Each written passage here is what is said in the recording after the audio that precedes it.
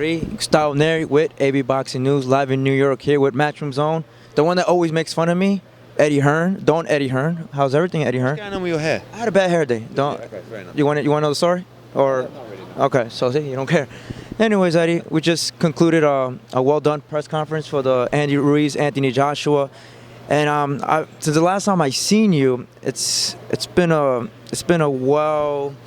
I've been thinking about this fight for a long time. Yeah. And not just for this fight, but for yourself, Eddie, because it's like, I think Anthony Joshua was the most important fighter in your roster, right?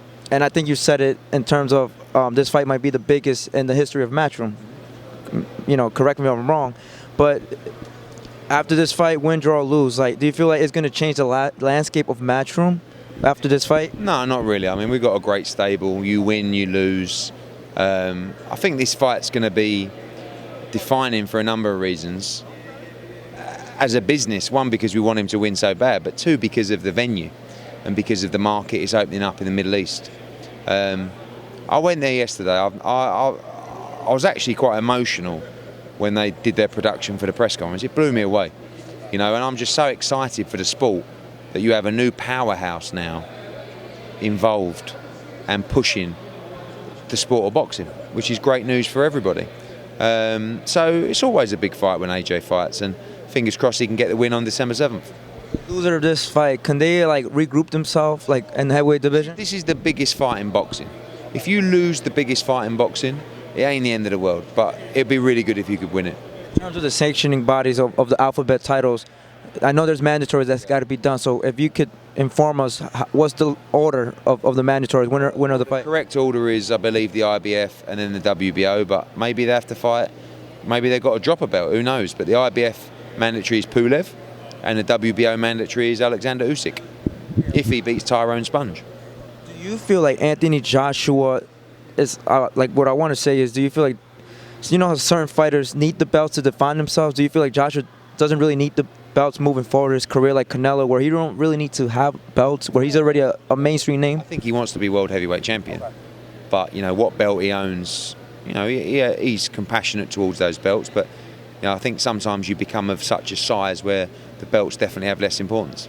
You talked about how, you know, this event is groundbreaking, knowing that's in Saudi Arabia, and I'm assuming your guys' plans is future events in Saudi Arabia. Is your intention to eventually sign like Saudi Arabian fighters to sign in under the Matchroom stable? Not yet. At the moment, there aren't really enough of those, but we hope that this event will inspire a new generation. This event will inspire a generation of boxers and people who participate in the sport. And part of the vision of Saudi Arabia in this fight is to have academies now all over the country and actually build the sport from the grassroots up. I was overhearing online about Danny Jacobs and Julio Cesar Chavez Jr. Can you clarify any of those rumors at the moment? We've made an offer to Chavez, and it's a fight we'd definitely like to make for end of November. What's the possible venues for that fight if you're exploring? Vegas, Los Angeles, Texas, something like that. 168, is that? Yeah. Oh. Yeah. What about Callum Smith right now? Callum Smith will box at the end of November, and the winner of that fight is a definite fight for Callum Smith. He also wants to fight Canelo, he wants to fight Golovkin. We've got a great unification matchup between Billy Joe Saunders available on the table for him as well, so looking for him to fight. He also has a mandatory in play, so looking to get out in November and then move on into a mega fight in the spring. What are you looking forward for November 9th, KSI Paul Logan? I feel it's going to be like the clash of the casuals and the hardcore fans in one night. What's the worst thing you receive in terms of criticism for that fight? I think we get criticism every day. In fact, if I didn't receive criticism on one day, I'd be very, very worried. But you know, I saw the first fight. Before the first fight, I was saying it's not for me. The numbers shocked the life out of me for the first fight. They asked me to do the second fight, and it's a massive opportunity for boxing, but we must showcase quality boxing as well. That's why we want a top-class undercard. And we said to KSI and Logan Paul, if you want to do it, you've got to do it properly.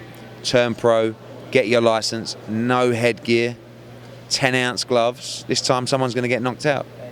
Now that it's a groundbreaking in terms of them turning pro, you know, previously we've seen a lot of celebrities having beef on Twitter. Like, I'll give you an example: Chris Brown and Soulja Boy, Drake, and what's the other guy's name? But is that something you want to do? Or just this is a one-off, and it depends how it goes? It's hard. I've watched these guys; they can fight. Okay. You know, the first fight was decent.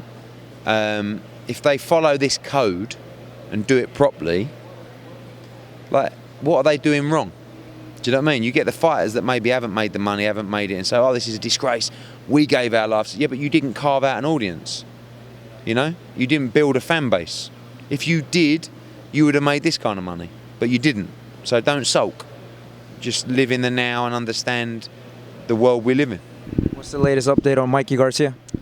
Nothing. I mean, I spoke to him yesterday, and, you know, he's got a couple of opportunities. Not sure what opportunities I have for Mikey Garcia this side of 2019. So, you know, I think he may take another fight in between, but I'm sure one day we'll work together. Your thoughts about the WBC sanctioning the WBC Mayan belt for the Tyson Fury fight and the Jaime Munguia? Do you think Tyson Fury deserves that type of recognition, knowing that it's an important Mexican date? Yeah. I mean, I prefer giving it to Munguia, but, you know, Tyson Fury's a big heavyweight name, so I don't think people should take that belt too seriously, and I respect that. It doesn't represent anything other than a celebration of that particular date. Shawn Porter, Errol Spence is on the verse September 28th on pay-per-view. Realistically, as a promoter, how many pay-per-view buys do you think it could generate for that type of fight? Because I think Mikey and Spence did 300,000. 200, 150. Best case scenario? Yeah, Mikey's a huge name. You know, that's a really good fight.